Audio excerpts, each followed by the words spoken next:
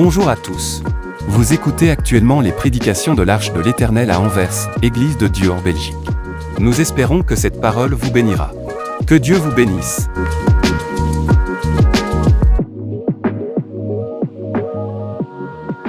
Alléluia! Merci Jésus. Il nous donne toutes choses selon la richesse de sa grâce. Et mieux encore, il nous donne la vie éternelle. Ce matin, nous ferons une longue lecture.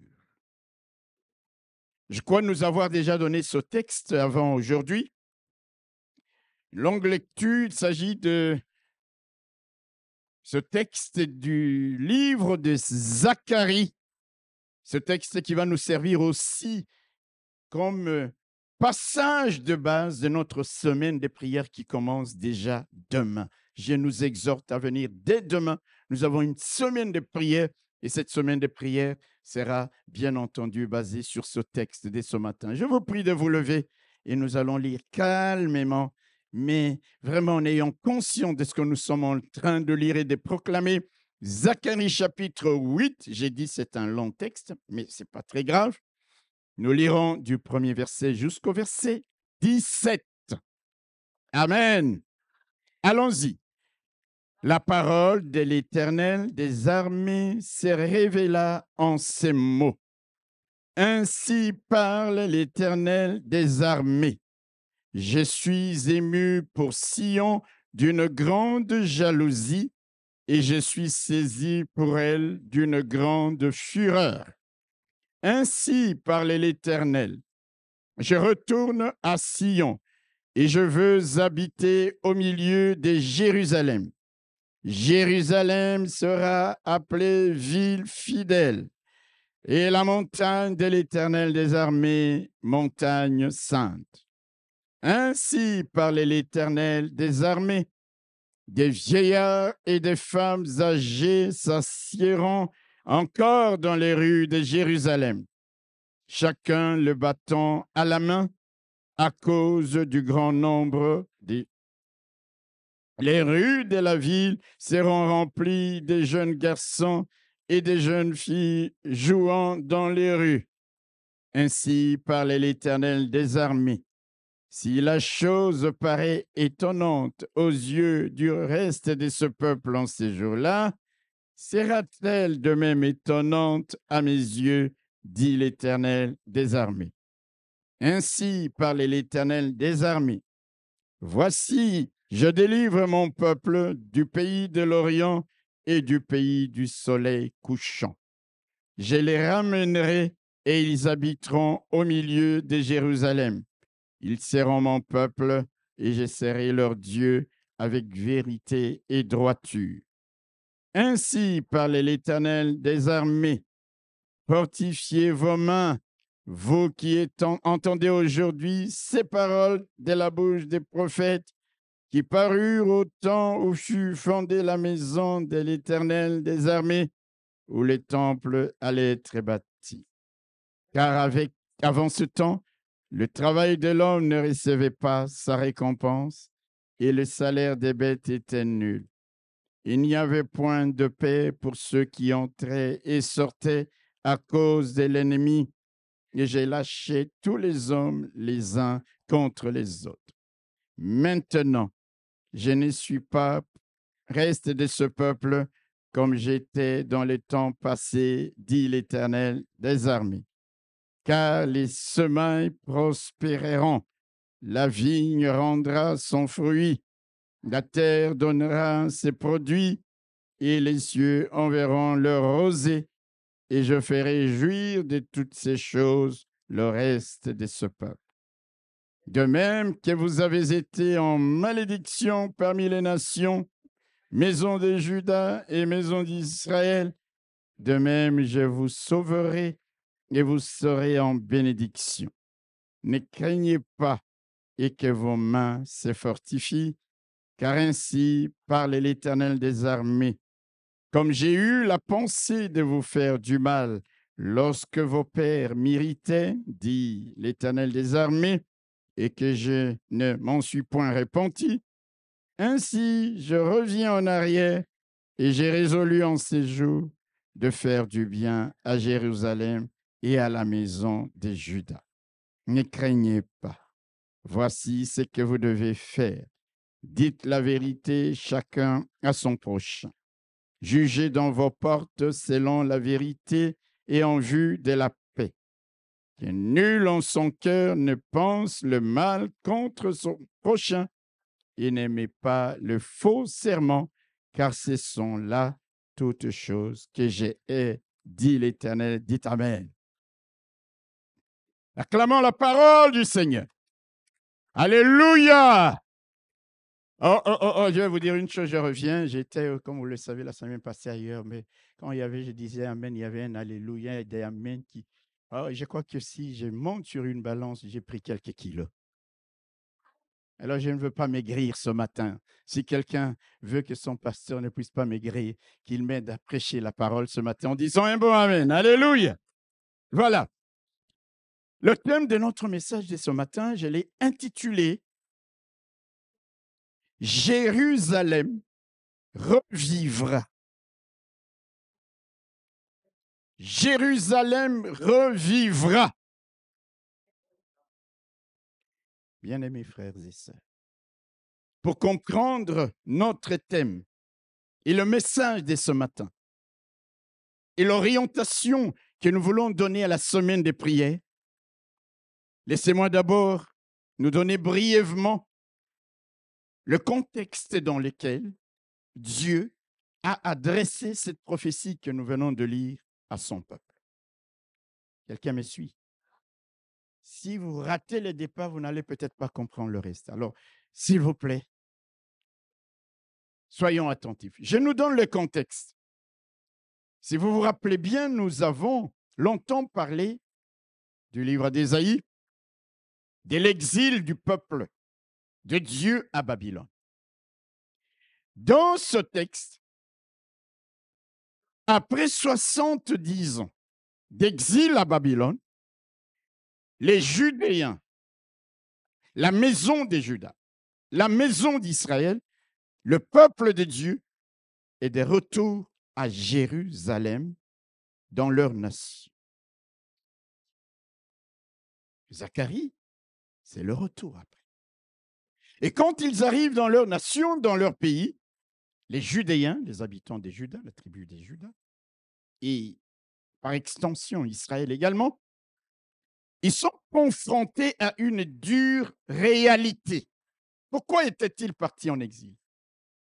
Parce que les Babyloniens étaient venus, ils ont saccagé la ville, ils ont pillé, ils ont brûlé les temples, ils ont dévasté, tout était en miettes. Et quand ils reviennent après 70 ans, le pays est encore dans la désolation. Le pays est dans la désolation. Le bonheur, la paix sociale, la joie dans le pays sont quasi inexistants. La population avait fortement diminué.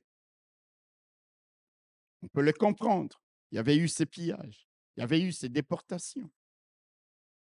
L'espérance de vie, c'est-à-dire le nombre d'années que les gens pouvaient vivre, s'était considérablement réduite. L'espérance de vie s'était considérablement réduite. Et toutes ces choses poussaient les habitants au désespoir. Au désespoir. Ce pays qui autrefois était magnifique. Il y avait la paix, il y avait la joie. Les gens vivaient longtemps. Il y avait énormément de gens qui peuplaient les rues. Et voilà que maintenant, tout ça a disparu. Les gens étaient désespérés. Les gens étaient même incrédules. C'est-à-dire, ils ne s'imaginaient pas qu'un jour, ce qu'ils avaient connu auparavant pouvait encore revenir. Ils étaient poussés au désespoir, à l'incrédulité, quant à un avenir meilleur, à l'indifférence et à la fatalité. Il n'y a plus rien à faire. Le pays est dévasté. C'est dans ces conditions-là que Dieu vient parler à son peuple. Dieu vient parler à ce peuple sur qui il compte. Dieu compte sur son peuple. Je vais dire à quelqu'un, bien-aimé frères et sœurs, Dieu compte sur toi. Il y a des choses qui ne se feront pas sans toi. Vous savez, il y a des gens, ils sont à l'église, ils sont dans une nation et ils pensent qu'il n'y a que les autres qui peuvent faire quelque chose. Ces gens-là, ce n'étaient pas des gens qui étaient riches, qui avaient tout. Ils reviennent de la captivité. Mais Dieu compte sur eux pour rebâtir la nation. Dieu compte sur eux pour redonner au temple la splendeur qu'il avait autrefois. Dieu compte sur eux pour leur faire vivre des choses nouvelles qu'ils ne pensaient plus revoir dans leur pays. C'est pour ça que je dis dans cette église, chacun de vous ici, Dieu compte sur lui.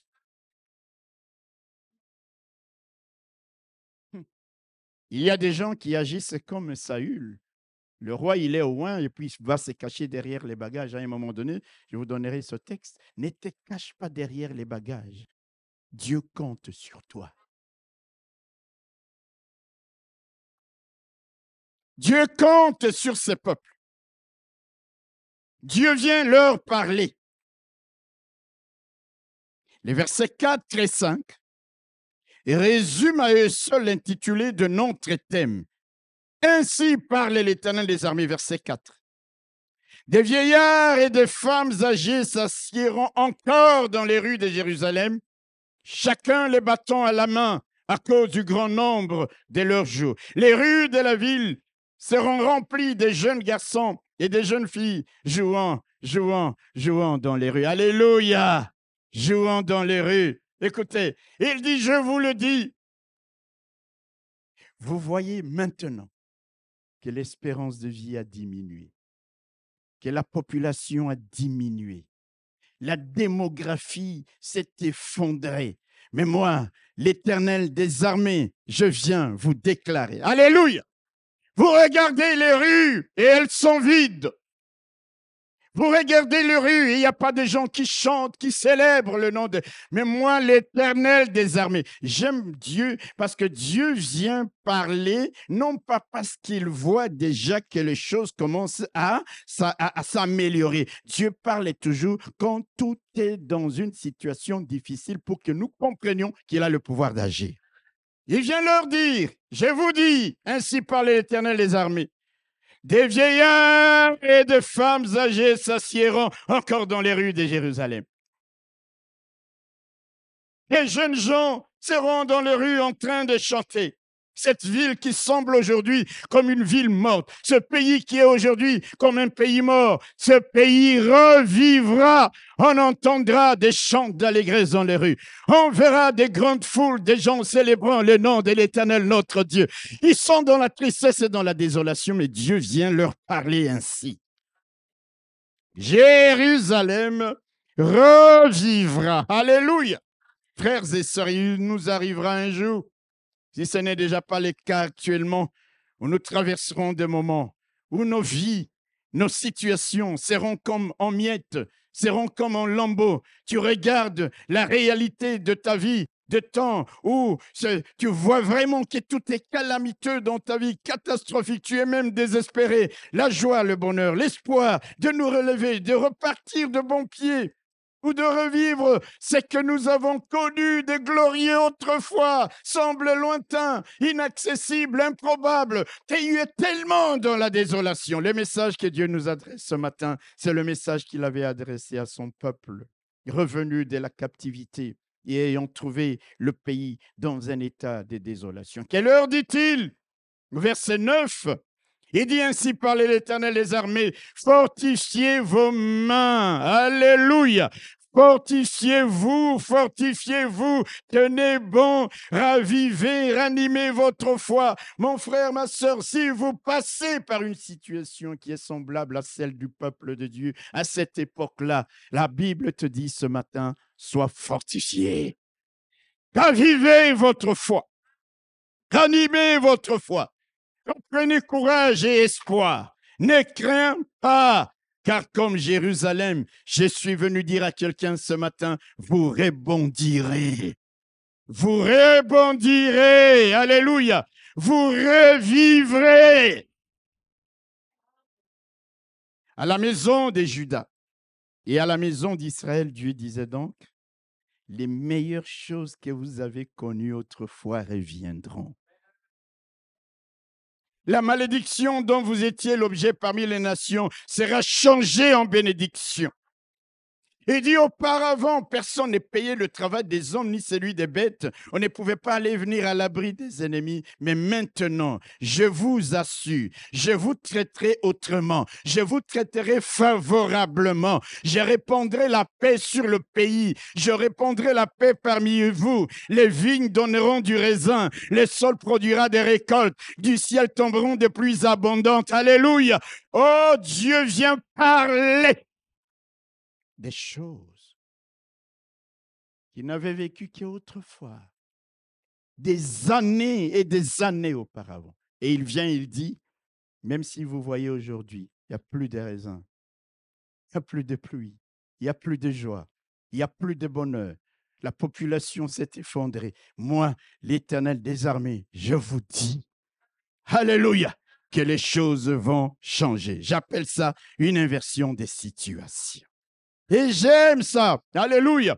Parce qu'une inversion des situations nous donne à comprendre que notre Dieu, il est capable d'inverser ton état. Il est capable d'inverser ta condition. Il est capable d'inverser ta situation. Notre Dieu est passé, il est maître dans le retournement des choses à notre avantage. Regardez la résurrection de Jésus. N'est-ce pas une inversion des choses? On l'emmène, le Fils de Dieu. On le traîne comme un brigand et parmi les brigands. Comme s'il n'avait plus de force. Il est condamné, il est crucifié et on le met dans la tombe. Alléluia. Vous pouvez bien vous imaginer que ceux qui l'avaient crucifié, qui l'avaient tué, étaient en train de se réjouir. Même dans les ténèbres, les démons, dans l'enfer, étaient en train de se dire, voilà, c'est terminé. Mais notre Dieu, il est le Dieu de l'inversion des situations. Un jour, c'est passé. 2 jours, c'est passé. Mais au 3e jour, les choses vont entrer en branle. Il y a un tremblement de terre. Je parle à quelqu'un. Alléluia. La pierre qui obstruait l'entrée du sépulcre va être roulée. L'ange va s'asseoir dessus. Et le Seigneur va sortir du tombeau libre et vainqueur. Ceux qui croyaient le garder dans la tombe l'ont vu. Il est ressuscité. Ça, c'est un renversement des situations. Ça, c'est une inversion des choses. Mon frère, ma sœur, je parle à quelqu'un qui peut sembler désespéré, qui ne pense même plus, qui n'espère même plus que certaines choses qu'il a vécues il y a des années, des bonnes, des choses agréables, merveilleuses, il ne pense plus, il ne croit plus que ça puisse lui arriver. Il est dans un tel état qu'il est totalement désespéré. Il est dans un tel état calamiteux qu'il s'est dit non, ce n'est pas possible. Je suis venu te dire que ton Dieu est un Dieu qui inverse favorablement les choses, qui retourne les situations à ton avantage. C'est pourquoi il pouvait venir parmi son peuple et leur dire il y aura dans Jérusalem. Non, non, non, non, non, non, non. L'espérance de vie a tellement baissé. Mais il y aura dans Jérusalem, je vous l'ai dit, moi l'Éternel des armées, un temps, vous allez voir des vieillards, des gens qui ne mourront pas tôt. Il ne faut pas mourir tôt. Des gens qui ne vont pas mourir jeunes. Est-ce que je parle à quelqu'un? Il dit, vous le verrez, l'Éternel, il y aura une inversion des situations. La volonté de Dieu. C'est pourquoi il dit au verset 4,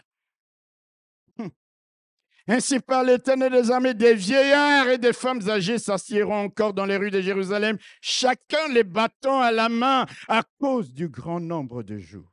Là, Dieu fait allusion à quoi? Dieu fait allusion à une espérance prolongée pour son peuple. Alléluia. Et au verset 5, je vais développer après, il dit, les rues de la ville seront remplies de jeunes garçons et de jeunes filles jouant dans les rues. Alléluia. Là, il fait allusion à une forte démographie et à la joie retrouvée dans les rues du pays. Frères et sœurs, écoutez-moi bien. La volonté de Dieu, c'est que tu vives longtemps. Amen. La volonté de Dieu, c'est que tu vives longtemps. Que le nombre de tes jours soit nombreux sur cette terre. C'est pourquoi il pouvait dire dans le livre d'Ésaïe au chapitre 46, le verset 4, Dieu dit « Jusqu'à votre vieillesse, je serai le même. Je vais continuer. Il n'y a pas encore de vieux ici. Est-ce qu'il y a des vieux ici?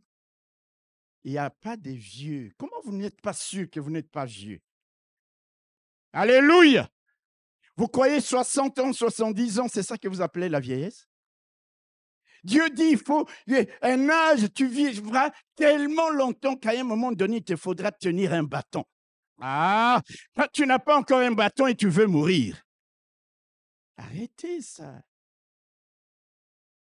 Dieu veut que tu vives longtemps. Il dit jusqu'à votre vieillesse. Ça veut dire que dans la pensée de Dieu, toi et moi, nous devons connaître la vieillesse. Il dit, je serai le même jusqu'à votre vieillesse, je vous soutiendrai. Je l'ai fait et je vais encore vous porter, vous soutenir et vous sauver. Mon frère, ma soeur, Dieu est capable de te prolonger les années de vie comme il l'a fait pour Ézéchias. Et il lui a dit maintenant, c'est la mort. Mais il dit, non, non, c'est moi qui donne la vie, c'est moi qui la retire. Tu ne vas pas maintenant mourir, je vais t'ajouter 15 années encore à la durée de ta vie. Alléluia.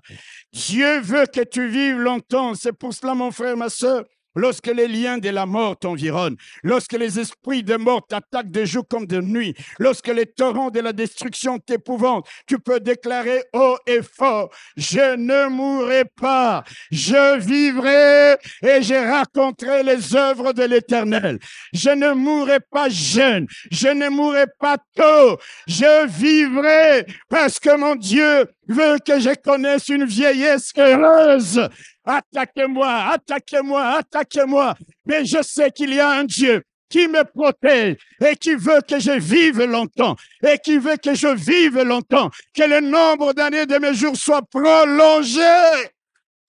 C'est pourquoi lorsque tu vois les esprits démons se lever contre toi, tu t'élèves contre eux et tu leur dis, moi je m'appuie sur la parole de l'Éternel des armées. Sur quoi vous, esprit démoniaque, esprit de mort, vous vous appuyez? Moi, je déclare la parole de l'Éternel. Il m'a dit jusqu'à votre vieillesse. Je ne suis pas encore vieux. Alors, oh, passe outre, va chercher ailleurs, mais pas sur ma vie. Je ne mourrai pas, je vivrai. Alléluia. Ils iront chez les féticheurs pour que tu meurs. Mais tu leur dis, je vivrai jusqu'à ma vieillesse. Je ne mourrai pas par la volonté de l'homme, par la volonté du sang ou de la chair, mais je mourrai lorsque l'Éternel l'aura décidé. S'il est faux, mon Dieu me fera jouer des prolongations. Il m'ajoutera encore de nombreux d'années pour que vous passiez, et moi je demeurerai, parce que jusqu'à ma vieillesse, l'Éternel me soutiendra. Job dit, je ne serai point emporté avant les temps, car je n'ai pas la durée d'un torrent qui s'écoule. Vous comprenez ce qu'il veut dire? Quand un torrent s'écoule, c'est avec force. Mais Job, il dit, moi, ça c'est quelqu'un qui est dans une situation catastrophique, qui a tout perdu. Quand vous lisez Job au chapitre 22, verset 16, il dit, je ne serai point emporté avant les temps. Nakokouf avant tangongate. Quelqu'un n'a pas dit amen. Quelqu'un n'a pas dit amen. Vous avez bien aimé, frères et sœurs. Il faut que nous soyons des hommes et des femmes capables de déclarer la parole de Dieu. Que le diable l'entende, parce que c'est l'épée de l'esprit. Job, il dit, je ne serai pas emporté avant le temps. Je n'ai pas la durée de ma vie n'est pas comparable à un torrent qui s'écoule. Ça veut dire, je vivrai longtemps, parce que c'est la volonté de Dieu. Je vais dire à quelqu'un, tu verras tes fils, tu verras tes petits-fils, tu verras tes arrière-petits-fils.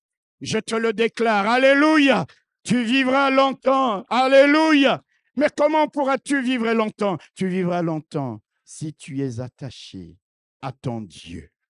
Dans Proverbes au chapitre 9, le verset 11, la Bible dit, c'est par moi que tes jours se multiplieront et que les années de ta vie augmenteront. Vous comprenez ce que Dieu dit? Il dit, c'est par moi. Aujourd'hui, beaucoup de gens pensent, oui, la médecine a amélioré l'espérance de vie, augmenté l'espérance de vie avec l'hygiène, avec les médicaments, avec les molécules chimiques. Eh bien, nous prolongeons l'espérance de vie, mais la vie véritablement, même si elle est prolongée par la médecine, c'est Dieu qui la tient entre ses mains. Et il dit, c'est avec moi, c'est par moi que tes jours se multiplieront et que les années de ta vie augmenteront. Tu veux vivre longtemps, attache-toi à Dieu. Tu veux vivre longtemps, mon frère, ma soeur, vis selon la parole de Dieu. C'est par Dieu, il tient ta vie, il tient ma vie, il tient nos vies entre ses mains. Les liens de la mort peuvent venir, mais tant que Dieu te tient dans sa main, la mort passera outre. Parce que la volonté de Dieu, c'est que tu vives, c'est que tu connaisses la vieillesse. Alléluia! C'est pour ça, bien-aimé.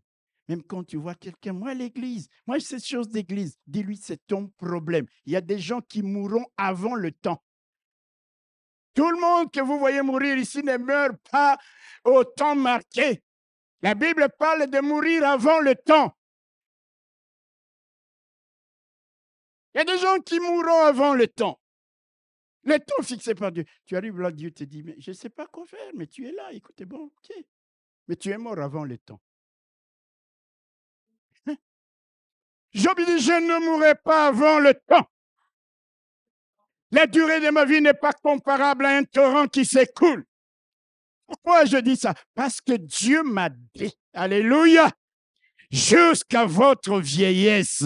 Et je prie toujours Dieu, j'ai dit au Seigneur, jusqu'à ma vieillesse. Je ne veux pas juste vivre vieux, je veux vivre vieux, connaître la vieillesse, mais être encore en possession de toutes mes facultés. Je ne veux pas devenir un vieux qui devient une charge pour qui que ce soit. Et Dieu me gardera. Quand il dit, je suis avec vous, je n'ai pas changé. Je vous soutiendrai, je vous sauverai. C'est-à-dire que pour toi et moi, même dans notre vieillesse, même quand nous aurons une canne entre les mains, nous serons réfléchis. Nous ne serons pas Alzheimer. Nous ne serons pas démentiels. Nous ne serons pas des fous. Dieu gardera toutes nos facultés. Parce qu'il dit, jusque dans ta vieillesse, je te sauverai, je serai le même pour toi. Alléluia. Ça veut dire comme au temps de ta jeunesse. Je parle à quelqu'un. Il arrive là. Les enfants de Judas d'Israël sont désespérés. Ils regardent, les gens meurent très tôt. Et Dieu, il dit, écoutez, maintenant les choses vont changer. Ainsi parle l'Éternel des armées. Des vieillards et des femmes âgées s'assiéront. Que vous verrez ça. Parce que c'est par lui que le nombre d'années de nos jours augmente, se prolonge. Et au verset 5, il parle de la démographie, parce qu'il dit, les rues de la ville seront remplies des jeunes garçons et des jeunes filles jouant. Il parle de la croissance démographique. Alléluia! La population qui avait fortement diminué augmentera. La population qui avait fortement baissé remplira les rues et la joie reviendra. Regardez le verbe multiplier, le verbe remplir, le verbe augmenter. J'ai prié Dieu qu'il te multiplie ses faveurs. J'ai prié Dieu qu'il augmente le fruit de ta justice et de ton travail. Je prie Dieu qu'il t'augmente 1000 fois autant, alléluia, qu'il t'augmente 1000 fois autant et qu'il te bénisse. Qu'il remplisse ta bouche de chants d'allégresse et tes lèvres de cris de joie. Parce qu'il est le Dieu qui sait conjuguer le verbe augmenter, le verbe remplir, le verbe multiplier. Il est le Dieu qui agira ainsi, alléluia, en ta faveur. Il vient et il parle à son peuple. Il y a quelque chose que j'aime énormément au verset 4. Écoutez. Ainsi parle l'Éternel des armées, des vieillards et des femmes âgées s'assiéront encore dans les rues de Jérusalem, chacun les bâtons à la main, à cause du grand nombre de leurs jeux. Il y a un simple mot que j'aime dans ce verset, que j'aime énormément, lorsqu'il sort de la bouche de Dieu. C'est le mot encore. Regardez, ainsi parle l'Éternel des armées, des vieillards et des femmes âgées s'assiéront encore. Ça veut dire comme... Vous avez bien compris. Le mot encore sous-entend, entre autres, la répétition d'une action ou de quelque chose qu'on avait connu, qu'on avait vécu autrefois. OK? Il y a beaucoup de significations, c'est un adverbe de temps, mais je prends ce qui nous intéresse ici. La répétition d'une action ou de quelque chose qu'on avait connu, qu'on avait vécu autrefois. Et dans le verset 4, encore sous-entend, alléluia, la répétition d'une action qui revient après un certain temps alors qu'on ne pensait plus revoir cette action. Les habitants ne pensaient plus voir. Une espérance de vie, une bonne espérance de vie. Vous savez que la plupart de nos pays d'Afrique, l'espérance de vie est très faible. Je crois qu'un pays comme le Congo, c'est l'un des pays où l'espérance de vie est le plus faible. Parmi les pays où l'espérance de vie est le plus faible. Les gens meurent trop tôt. Alléluia. Et tout à l'heure, vous allez comprendre. Les hommes, dans la plupart des pays d'Afrique, espérance de vie, 55 ans. Les femmes, 60-65 ans. Alléluia. Ce qui fait que lorsque ton papa a vécu 90 ans, bénis le Seigneur. Parce qu'il est de loin au-dessus de la moyenne. Et quand il meurt, ne sois pas comme désespéré. C'est vrai, il y a un vide. Mais bénis le Seigneur pour le nombre d'années que cette personne a vécu. Il y a des gens, papa est décédé 90 ans, maman est décédée 99 ans. Et un mois, vous ne le voyez pas à l'église. Il vous dit, ce n'est pas possible. Mais bénis Dieu!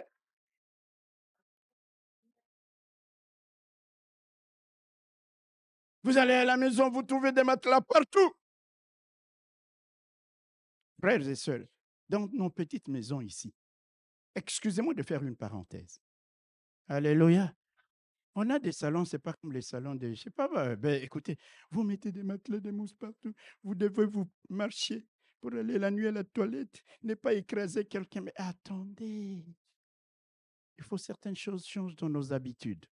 Je sais que tu n'es pas d'accord avec ce que je te dis, mais je te dis la vérité. Et quand quelqu'un n'est pas allé à un deuil, c'est toute la ville qui est au courant. Il n'est pas venu. Il n'est pas venu. Bien-aimés frères et sœurs, on est dans ces pays, il y a des choses qui doivent changer. Je ne dis pas que tout est beau dans ces pays, mais il y a des choses desquelles nous pouvons apprendre. Alléluia. Non, il n'y a plus d'amen. Il dit des femmes et des vieillards s'assiéront encore.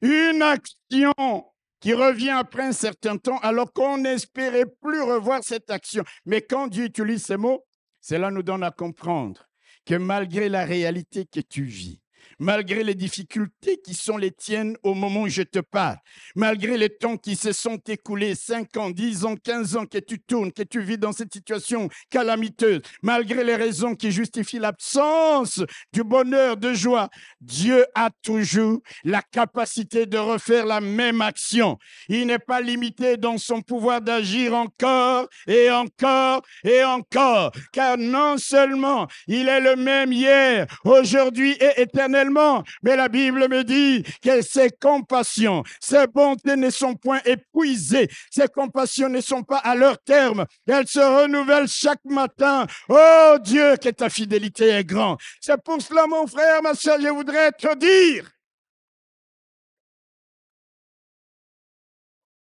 moi je te prêche un Dieu, le Dieu de encore. Ce que Dieu a fait hier, il a le pouvoir de le refaire, de le reproduire, de le rééditer aujourd'hui et demain en ta faveur. Et pas juste une fois, mais plusieurs fois. Écoutez ce que Job dit. Ah, j'aime beaucoup ça. Dans les livres de Job, au chapitre 33, le verset 28 à 30, la Bible dit ceci. Job, chapitre 33, le verset 28 à 30. Dieu a délivré mon âme pour qu'elle n'entre pas dans la fosse. Ça, c'est une fois, n'est-ce pas?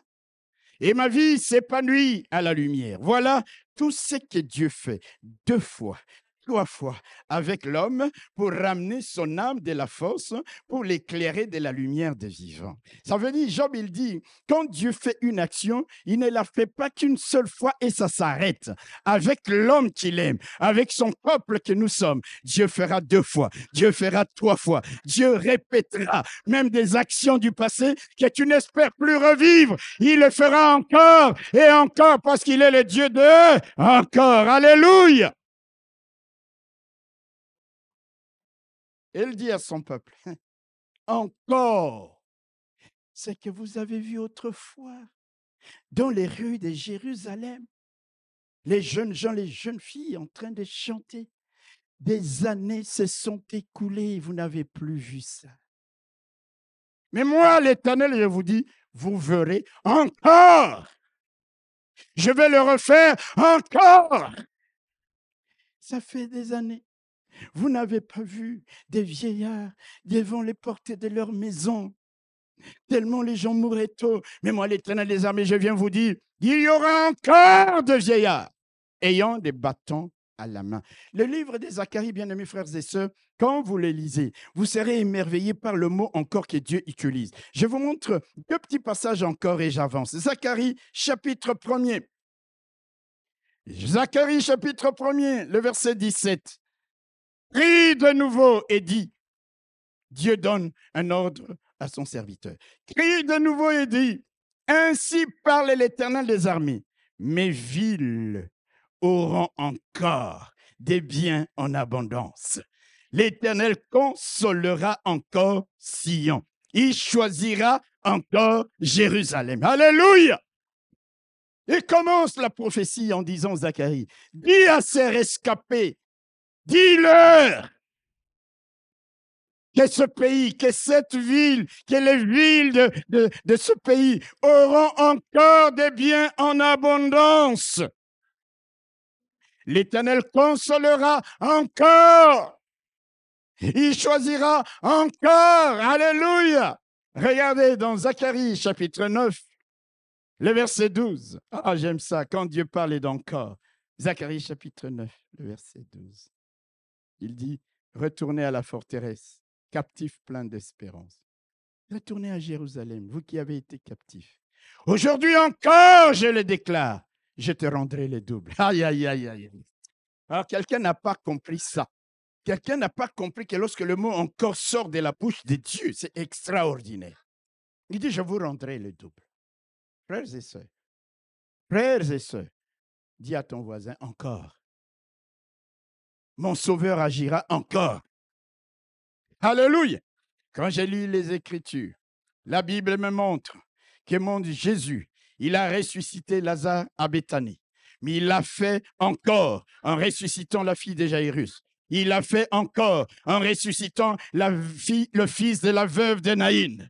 Quand je lis les Écritures, la Bible me dit que Jésus a multiplié les pains pour nourrir 4000 hommes sans compter les femmes et les enfants. Mais il l'a fait encore pour nourrir 5000 hommes sans compter les femmes et les enfants. Quand je lis la Bible, je vois que Jésus est apparu à ses disciples qui étaient enfermés dans la chambre haute en l'absence de Thomas. Il a fait encore, 8 jours après, dans les mêmes circonstances, en présence de Thomas. Il est le Dieu de encore. Même quand tu n'espères plus, tu ne crois plus, je voudrais te dire que tu as affaire à un Dieu de l'encore. Ton Dieu, il est celui qui a libéré le peuple de la puissante main du pharaon d'Égypte. Là, je vous parle du premier exode. Il l'a encore fait lors du second exode en libérant les peuples qui étaient captifs après 70 ans à Babylone. Il a fait encore. Il agira encore. Ton Dieu agira encore. Il agira comme autrefois. Ton Sauveur agira encore. Alléluia. Le Seigneur a fait faire la pêche miraculeuse à ses disciples avant la résurrection. Il leur a fait faire la pêche miraculeuse encore après la résurrection. Il est le Dieu de l'encore. Il y a des moments, nous regardons notre situation présente et nous sommes là comme avec nostalgie, regardons dans le passé en nous disant, ces choses merveilleuses que nous avons connues, que nous avons vécues, est-ce que nous les revivrons? Je te parle d'un Dieu qui fait encore, d'un Dieu qui parle de encore. qu'il y a un Dieu qui dit encore au double, je te le rendrai au double. Captifs de Sion, rentrez, je vous rendrai encore au double. Alléluia. Non, quelqu'un n'a pas saisi ce que je dis. Il y a des moments, je m'assois, je regarde les meilleures années de ma vie passée, je dis, Seigneur, tu feras encore. Tu ne peux pas vivre les choses de Dieu simplement en étant dans les flous et dans les vagues.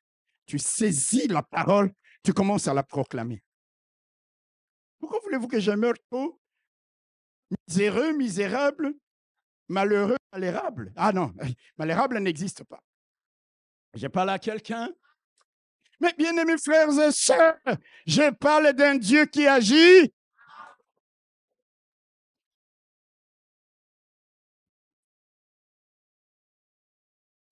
Quand vous lisez l'évangile de Jean, chapitre 21, la Bible commence avec ces mots. Après cela, Jésus se montra encore. Il s'était montré à ses disciples, vous vous rappelez, dans la chambre haute. Et puis il va se montrer encore à ses disciples lorsqu'ils étaient allés faire la pêche miraculeuse. Ils ont trouvé le barbecue sur la plage. Jésus s'était montré à eux encore. Et comme pour mettre le clou sur les mots encore, l'évangile des Jean se termine par ces paroles. Jésus a fait encore beaucoup d'autres choses. Si on les écrivait en détail, le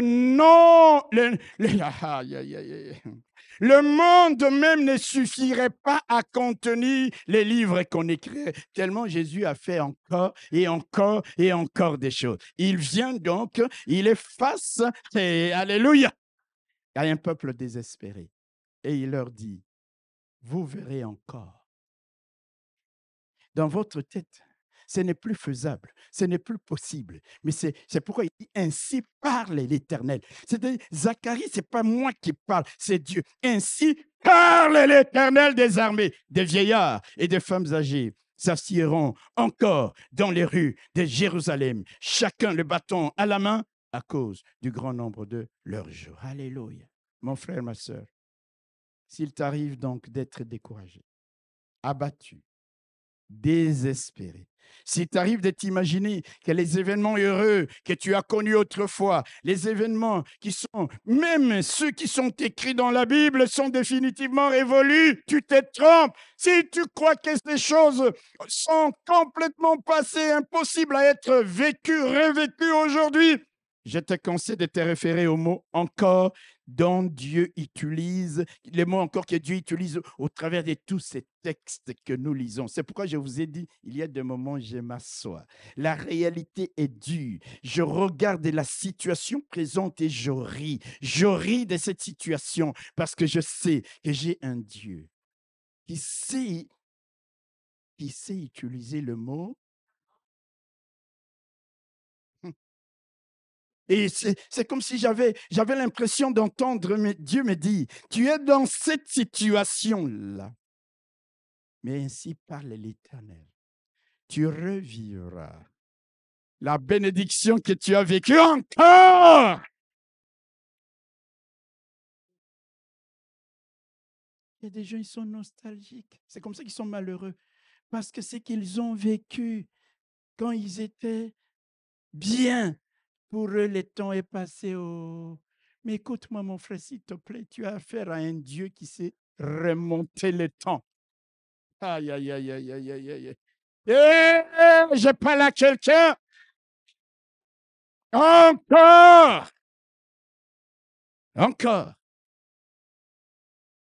Job, il a dit, Dieu accomplira donc ses desseins à mon égard et il en concevra bien d'autres encore.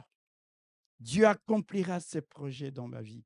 Et je sais qu'il imaginera encore d'autres projets. Il dit, ce n'est pas simplement ce qu'il a, mais d'autres encore. Mais comment voulez-vous, bien-aimés frères et sœurs, que je vive malheureux, que je sois abattu à tout moment, tout le monde me voit avec une tête d'enterrement, mais je sais qu'il y a un encore qui se fera dans ma vie.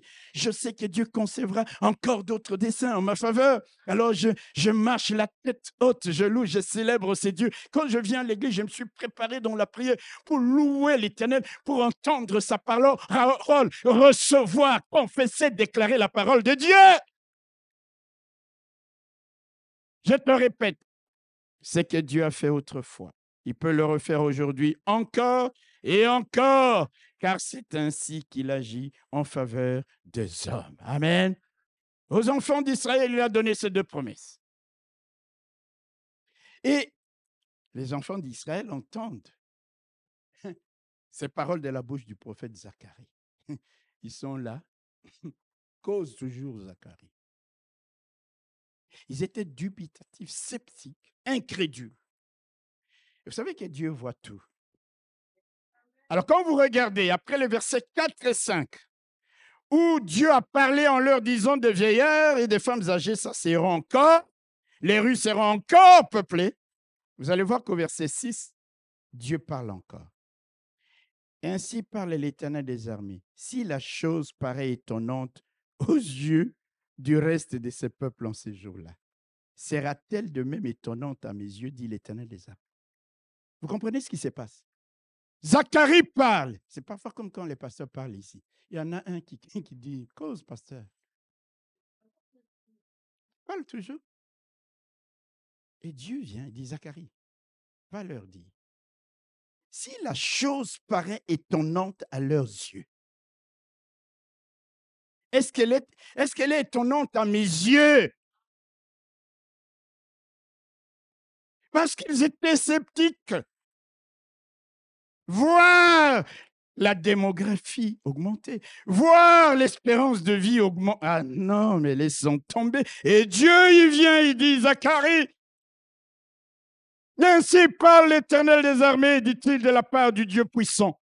Si la chose que je vous dis, les choses que je vous annonce paraissent étonnantes à vos yeux, est-ce que ces choses-là sont étonnantes à mes yeux? Dieu te pose cette question. Alléluia. Dieu te pose la même question. Regarde ta situation. Alléluia. Tu regardes et tu dis non, non, non, non, non, non, ah, Totika, laissons tomber. Yamboula. Non. Dieu dit, si la chose te paraît à toi, moi, des grains de sable, de rien du tout, au lieu de rester dans le doute, au lieu de rester dans une espèce de flou, Dieu te dit simplement, crois. Alléluia. Crois tout simplement. C'est ce que Jésus disait à Thomas. Il dit, ne sois pas incrédule, mais crois. Crois que Dieu tient ses promesses. Crois que Dieu accomplira ce qu'il te dit. Même si cela dépasse ton entendement. Je n'ai pas entendu de bons amen. J'ai perdu déjà 500 grammes. Je vais rentrer ailleurs. Hello! Si la chose paraît impossible à tes yeux, vous savez, bien-aimé, sans la foi, il est impossible de plaire à Dieu. La foi, c'est quoi? La foi, c'est aussi de croire ce que Dieu a dit. Que ce que Dieu a dit, c'est la vérité. Que ce que Dieu a dit va s'accomplir.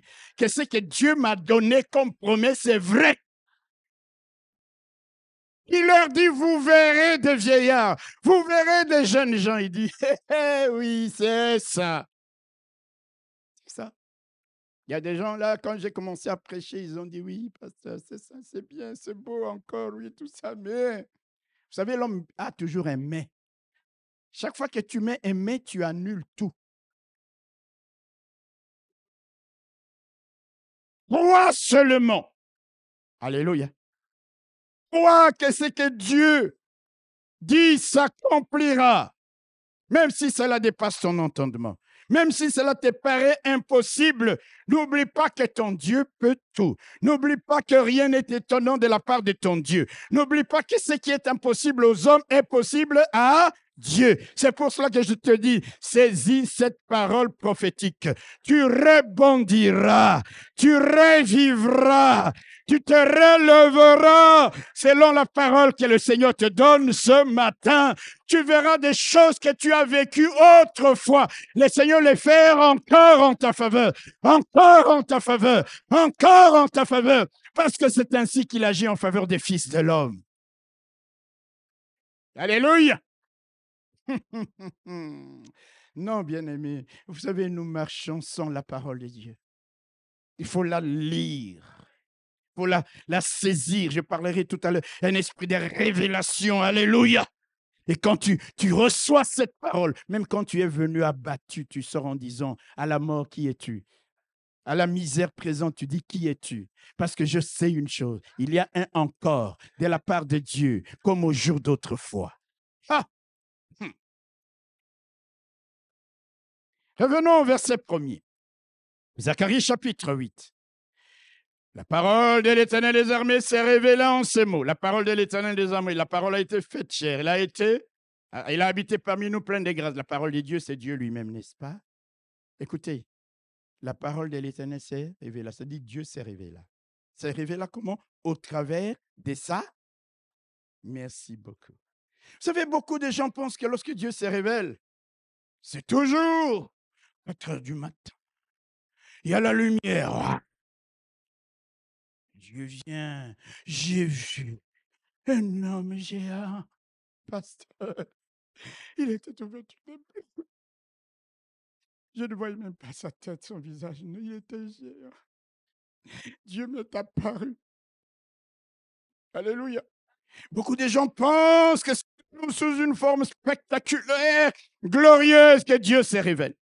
En songe, en vision, lumière éclatante, les anges qui volent de partout, la voix grave de Dieu qui te dit, mon fils, c'est vers toi que je viens. Les gens, ils aiment ça. Si je pose la question à plusieurs d'entre nous ici, est-ce que Dieu s'est déjà révélé à toi? La majorité n'ont même pas compris que Dieu s'est déjà révélé à eux à plusieurs reprises. Il se révèle à nous aussi au travers de sa parole. Quand tu viens à l'église, alléluia. Mais Dieu va se révéler, Dieu va te parler. Dieu va se révéler à toi au travers de sa parole. C'est pour cela, mon frère, écoute-moi bien. Si toutes les révélations que tu reçois, amen, c'est toujours souvent des visions. Je ne suis pas contre les visions, les rêves, je ne suis pas contre ces choses-là. Mais si tout ce que tu reçois comme révélation de la part de Dieu vient de cela, de là, chaque fois que tu viens à l'église, Dieu ne se révèle pas à toi. Il y a un problème. Tu dois corriger les curseurs. Autrefois, Dieu a parlé par les prophètes. Dans les derniers jours, il nous a parlé par son Fils au travers de la parole. Ce matin, Dieu se révèle à toi au travers de sa parole. Oui, Dieu peut se révéler d'une manière ou d'une autre, mais il est fait aussi au travers de sa parole. La parole que nous lisons dans la Bible, la parole qui nous est prêchée, la parole qui nous est méditée. C'est la raison pour laquelle le vendredi, nous avons prié pour que Dieu nous donne un esprit de révélation dans la connaissance de Dieu. Parce que Dieu se révèle aussi au travers de sa parole. Tu reçois la parole et tu dis, là, c'est Dieu qui m'éclaire. C'est Dieu qui illumine les yeux de mon cœur pour que je vois les choses que les yeux physiques ne peuvent pas voir, que je vois des choses que seuls les yeux de l'esprit peuvent voir. Il y a une révélation au travers de la parole. Les écailles tombent de tes yeux. L'entendement qui était flou s'éclaircit. Tu comprends maintenant ce que Dieu te dit. C'est que Dieu t'instruit. Comment il t'instruit? Alléluia! Je ne veux pas d'une église où les gens ne vous parlent des révélations que songes, où les gens ne vous parlent des révélations que prophéties et tout. Oui, d'accord, je suis pas contre encore que aujourd'hui beaucoup de gens prophétisent par eux-mêmes. N'est-ce pas? N'est-ce pas? Pour te faire plaisir. J'ai entendu quelqu'un me poser la question, pasteur, toi aussi tu prophétises. Je lui dis, tous les dimanches je prophétise. Et puis il m'a dit, ah! Je dis, oui, tous les dimanches, je prophétise. J'annonce la parole de Dieu. Je déclare la prophétie sur la base de la parole de Dieu. Alléluia. Quand je lui ai expliqué, c'est dit, c'est pas ce que moi j'ai pensé. Je dis, tu pensais quoi? Ma soeur, viens. Le Seigneur me montre. Le Seigneur me dit, oui, pasteur Loba, parle, pasteur. Frères et sœurs, il faut arrêter. Hein. Il faut grandir. Pasteur, lui, il faut enseigner aux gens. OK? Si tu ne connaissais pas la parole de Dieu, on allait te laver, toi, là. C'est toi-même qui nous a dit ça. Alléluia. Vous savez, j'ai parlé avec quelqu'un, je lui ai dit, après que j'ai entendu le pasteur lui nous dire ça, j'ai dit à quelqu'un, j'ai dit, moi, j'avais l'impression qu'on ne lave que des femmes. Mais là, j'ai dit, mon frère, c'était un homme.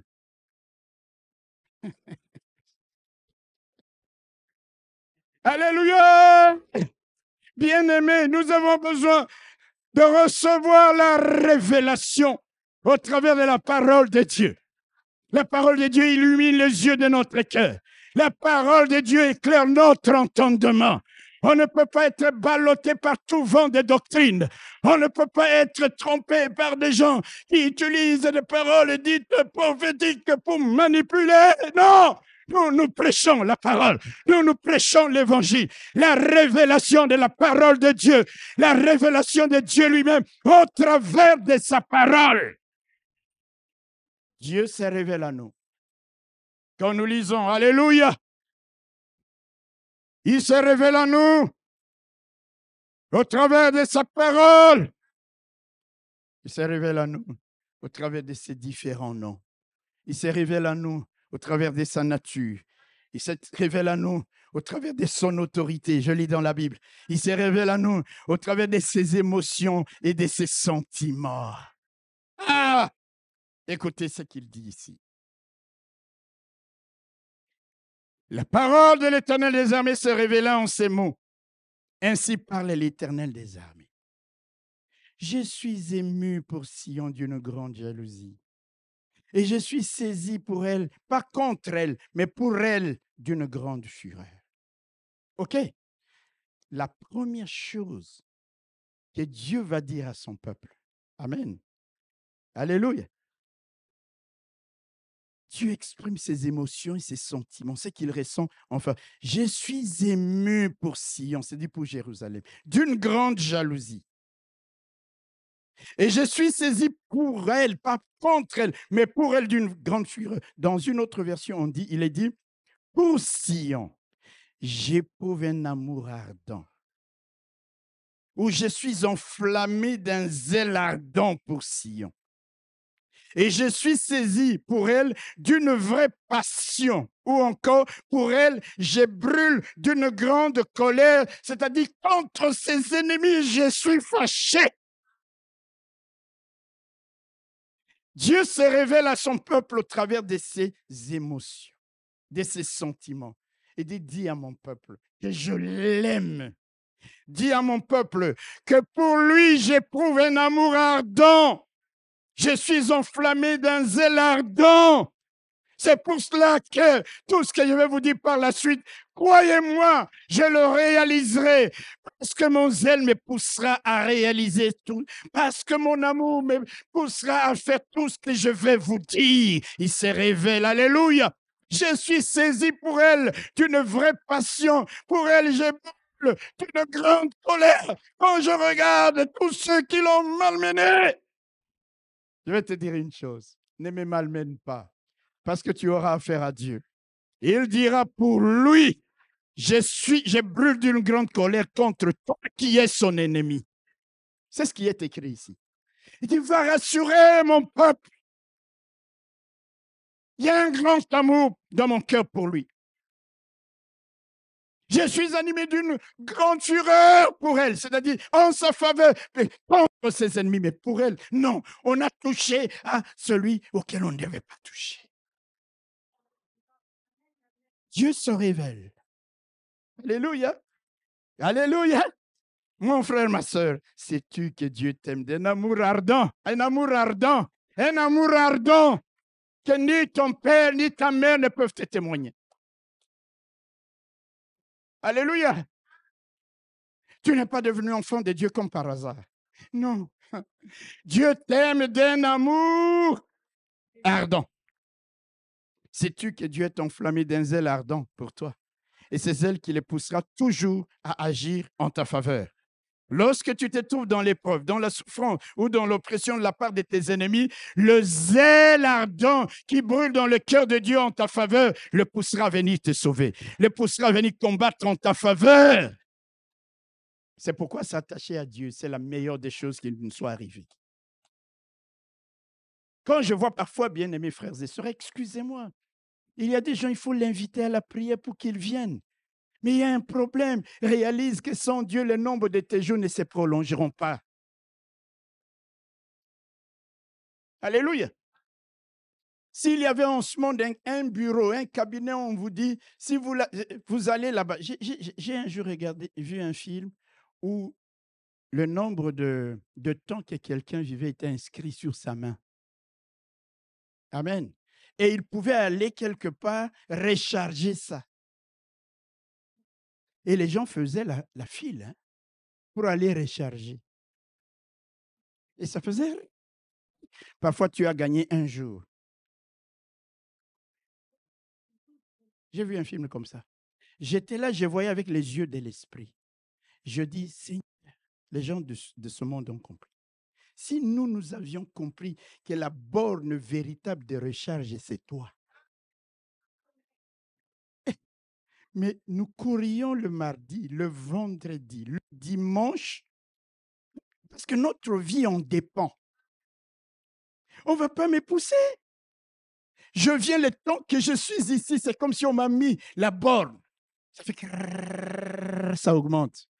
Comment voulez-vous que j'ai ce potentiel-là, ce niveau-là? Et toi, mon ennemi, tu viens. Dieu me dit, j'ai beaucoup investi dans la vie de cet homme. Je suis animé d'une grande fureur pour lui, c'est-à-dire parce que j'ai investi dans sa vie. J'ai chargé. Aïe, aïe, aïe, aïe, aïe.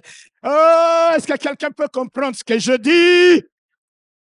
Mais pourquoi il faut qu'on te dise, ma soeur, et tu dis, moi, l'église, là, je n'aime pas. Et pasteur, votre pasteur là. Mais si tu ne viens pas là, va ailleurs. Tu crois que Dieu n'est qu'ici? Non. Alléluia. Mais Dieu est ici. Alléluia. Nous ne sommes pas de ceux qui vont. Vous savez, il y a des églises qui vont dans les églises prendre les fidèles ici, prendre les fidèles là-bas, prendre les fidèles là-bas pour en faire une église. Ce n'est pas une église. C'est une secte. Tu parles sérieusement. La véritable église. Alléluia.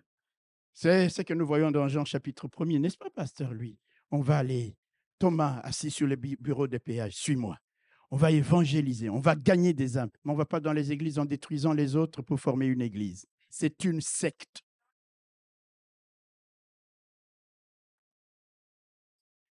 Ah, il y a beaucoup de choses, frères et sœurs. Je parlerai. Il faut que vous m'arrêtiez à un moment donné. Alléluia.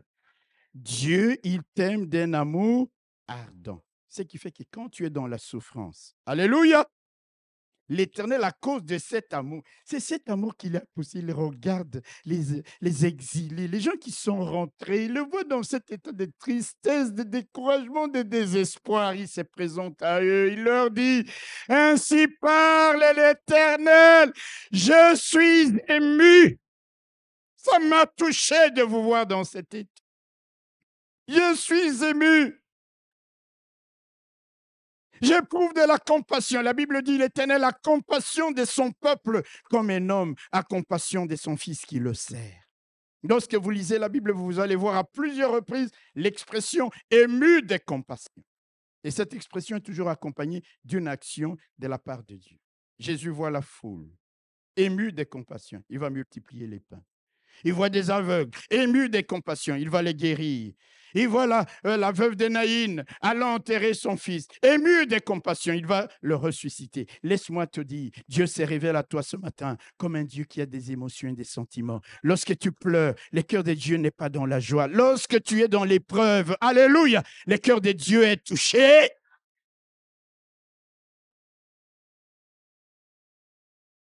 Je suis ému pour Sion d'une grande jalousie. Je ne veux pas qu'on touche à Sion. Je suis saisi pour elle d'une grande colère, c'est-à-dire contre ses ennemis. Va leur dire ça. Et quand il a parlé ainsi, il dit, ainsi parle l'Éternel, je retourne à Sion et je veux habiter au milieu de Jérusalem.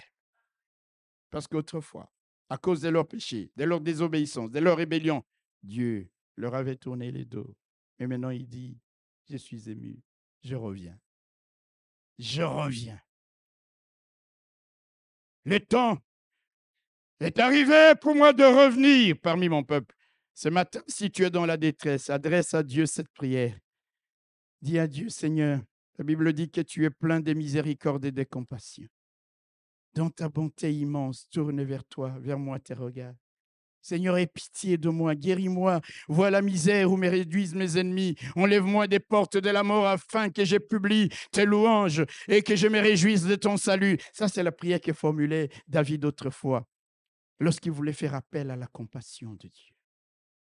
Vous savez, nous, les pentecôtistes, c'est arracher. Non, va, aie pitié de moi. Dans tes compassions, Seigneur, dans ta bonté. Je sais que ton cœur est touché, Seigneur. Retire-moi de la misère dans laquelle mes ennemis m'ont plongé. Le Dieu qui est enflammé d'un zèle ardent pour toi. Quand tu fais ce genre de prière, il se lèvera, il agira. Mais il agira. Alléluia. Il a parlé ainsi. Écoutez, je vais terminer. Quand nous lisons ces textes, vous savez, je peux vous prêcher là-dessus une journée. De 9h à 17h. Mais bon, je ne vais pas faire ça. J'ai vu quelqu'un déjà me regarder et dire les évêques, quand ils ont les micros, il faut faire attention. Non, je vais m'arrêter. Mais je vais vous dire une chose pour terminer. Quand vous lisez ce texte de Zacharie, chapitre 8, vous allez voir que le nombre de bénédictions, le nombre d'actions, le nombre de promesses, le nombre de choses que Dieu se dispose à faire pour son peuple est de loin supérieur à ce qu'il va demander à son peuple. Quand vous lisez du premier verset jusqu'au verset 15e, ça veut dire 16 versets, Dieu donne à son peuple des promesses. Dieu dit tous les bienfaits qu'il va accorder à son peuple. Mais quand vous arrivez au verset 16 et 17, les derniers, Dieu va dire à son peuple ce qu'il attend en retour. De leur part. Écoute-moi bien. Ce que Dieu attend de toi sera toujours une goutte d'eau par rapport à ce qu'il va faire pour toi. Une goutte d'eau. On arrive au verset 15 et 16. Voici ce que Dieu dit. Voici ce que vous devez faire. Comme pour leur dire, voici la clé qui va vous permettre de vivre encore tout ce que je viens de vous dire. Voici ce que vous devez faire. Dites la vérité chacun à son prochain. Jugez dans vos portes selon la vérité en vue de la paix. Que nul en son cœur ne pense les mal contre son prochain et n'aimez pas de faux serments, car ce sont là toutes choses que je hais. Que je hais, dit l'Éternel. Alléluia. 16 versets où Dieu s'engage. Dieu promet.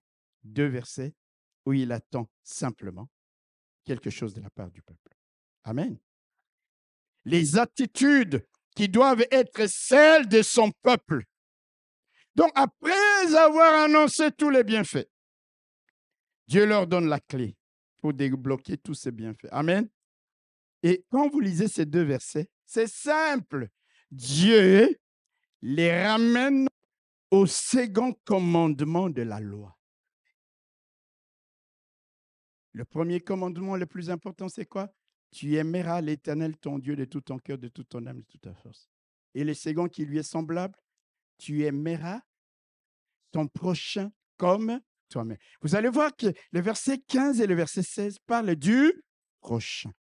Voici ce que vous devez faire. Dites la vérité chacun à son prochain. Jugez dans vos portées selon la vérité en vue de la paix. Que nul en son cœur ne pense les mal contre son. Écoutez, frères et sœurs, ce que Dieu leur demandait ici, c'était quoi? Dieu leur ordonne d'entretenir des bonnes relations sociales les uns avec les autres. Quelqu'un n'a pas dit Amen. Dieu leur ordonne d'aimer le prochain, avoir des bonnes relations avec son prochain, en se disant la vérité, en jugeant avec justice et vérité, en recherchant la paix. Et dit, ne méditez pas le mal, la méchanceté, la jalousie contre ton prochain. Ne fais pas de faux témoignages. Ne calomnie pas ton prochain. Dieu ne leur demande pas de grandes choses. Il dit, c'est dans vos relations. Vous voulez que votre pays se relève avec vous, par moi. Au milieu de vous, vivez en paix. Au milieu de vous, alléluia. Ne méditez pas le mal. Ne commencez pas à penser à faire du mal à ton prochain. Tu es là à la maison. Et tu ne penses qu'à faire du mal à quelqu'un. Alléluia. Ah, c'est quelqu'un de mon village. Parce qu'il est de ma région. Je ne vais pas lui dire la vérité quand il fait ce qui n'est pas bien. Parce que je vais garder mon amitié. Tout le redressement de cette nation allait passer par les relations sociales. Pensez à l'autre. Nos pays d'Afrique ne se redresseront jamais, je le déclare du haut de la chair, si nos dirigeants n'ont pas encore compris ce principe-là. Et le peuple aussi. Mais ça commence par les dirigeants. Pensez aux autres. Pensez aux prochains. Ah, vous n'avez pas dit Amen. On arrive au pouvoir. Mettez qui vous voulez mettre au pouvoir dans nos pays d'Afrique. Si nous n'avons pas compris ce principe-là, la justice, on doit juger avec équité. Quelqu'un, il a volé, il est condamné. Avec équité. On recherche la paix entre nous. On ne pense pas empoisonner tout le monde par jalousie. On ne médite pas le mal. C'est dans ces conditions-là que Dieu est dehors. Ayez tous les minéraux que vous voulez avoir au Congo, Rwanda, Burundi, Tchad, Togo, tout ce que vous voudrez, si nous n'avons pas encore compris. De vivre selon le second commandement qui est semblable au premier, l'amour du prochain. Lui dire la vérité, l'aimer. Alléluia. Chacun arrive et s'enrichit, met l'argent dans la poche. Chacun arrive, il a 40 villas. Il a un salaire que même des gens qui ont étudié pendant des années n'ont pas, parce qu'il fait de la politique. Il ne s'en sortira jamais. Dieu n'est pas là. C'est comme ça que vous voyez, bien-aimés frères et sœurs, dans nos pays là, on prie beaucoup. Partout, il y a des églises, matin, midi, soir, même la nuit. Mais l'amour du prochain est zéro, nul. On ne peut pas avancer comme ça. Dites un bon Amen. Dites un bon Amen. On arrive au pouvoir. C'est moi, c'est moi, c'est moi. Dieu, il dit, son peuple, je veux redresser avec vous cette nation qui est dans la désolation. Mais voici ce que je vous demande de faire. Aimez votre prochain. Dites la vérité à votre prochain. Ne portez pas de faux témoignages contre votre prochain. Ne méditez pas le mal contre votre prochain. Et vous allez voir que même dans nos églises, moi qui vous parle, votre pasteur, je serais déjà un homme mort si Dieu n'avait pas sa main sur moi. Ne fût-ce que simplement le nombre de mal que les gens te méditent contre toi. Dans les églises, dans l'église. Mais Dieu n'est pas là. Judas est dans la désolation. Dieu n'a pas dit, écoutez, allez faire des jeûnes, des prières, des patates. Il dit non. Il dit, voici ce que vous devez faire. Alléluia. Voici ce que vous devez faire. Ne médite pas le mal, la méchanceté, la jalousie contre ton prochain. Ne fais pas de faux témoignages. Jurez faussement. Calomnier. Ah, le pasteur Robert, lui, il est ça, ça, ça. Oh, mon frère, dis la vérité à ton prochain. Tu n'es pas obligé de mentir pour salir quelqu'un. Vous savez, dans la Bible, quand vous lisez, oui, ce verset me revient. Le Proverbe chapitre 4, verset 16. Je vais vous montrer une chose. Que Dieu me pardonne. Alléluia. On va déborder un peu. Pasteur, lui, avec ton autorisation. Bon. Proverbe chapitre 4, verset 16. Écoutez, écoutez ce que la Bible dit. Hein. Car ils ne dormiraient pas s'ils n'avaient fait le mal. Les sommeils leur seraient ravis s'ils n'avaient fait tomber personne. La Bible dit il y a des gens. Alléluia. Il s'est réveillé à 23 heures. Il constate qu'il n'a pas fait du mal à quelqu'un. Il ne peut pas dormir. Alléluia. Il ne peut pas dormir. La journée ne peut pas passer. Il prend son téléphone. 23 heures. Papa Jeannot. Tu sais, hein? J'étais là avec. Écoute ce qu'il m'a dit à propos de toi. Mais il sait qu'il nuit. OK? Et quand il a fait ça, il dit, ah, mission accomplie. Il peut dormir maintenant. Dans les églises, il y a combien de gens qui sont comme ça?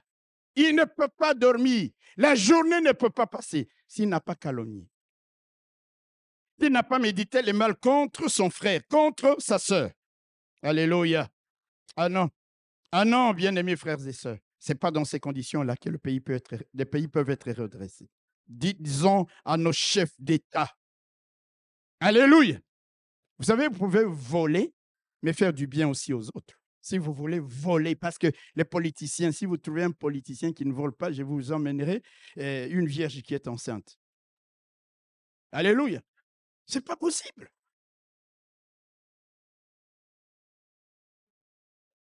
Mais il y a moyen. Alléluia.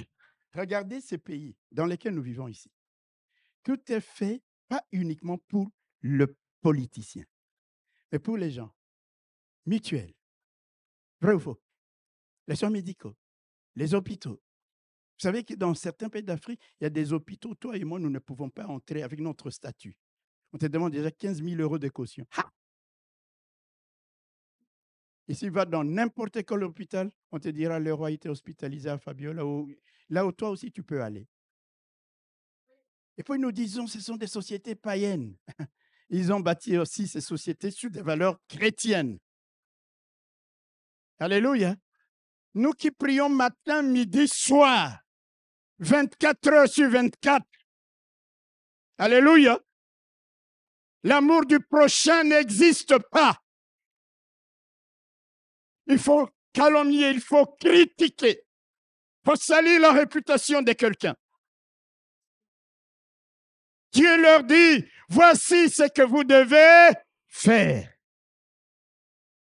Et c'est ce que Paul disait également aux Éphésiens lorsqu'il leur a écrit cet épître au chapitre 4, des versets 31 à 32. Écoutez ce qu'il dit, que toute amertume, toute animosité, toute colère, toute clameur, toute calomnie et toute espèce de méchanceté disparaissent du milieu de vous. Soyez bons les uns envers les autres, compatissants, vous pardonnant réciproquement comme Dieu vous a pardonné en Christ. Alléluia! Si nous agissons ainsi, frères et sœurs, Dieu inversera les choses en notre faveur.